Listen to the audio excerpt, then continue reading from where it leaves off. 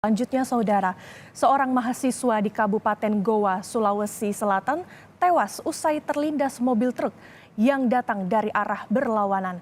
Peristiwa terjadi di Jalan Poros Goa, Takalar, Kecamatan Bontonompo, Kabupaten Goa.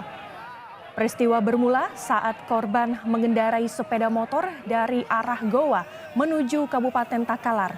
Namun tiba di lokasi, korban diduga tersenggol sebuah mobil pick-up.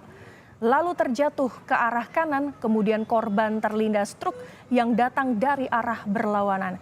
Sementara sang sopir sudah ditangkap polisi.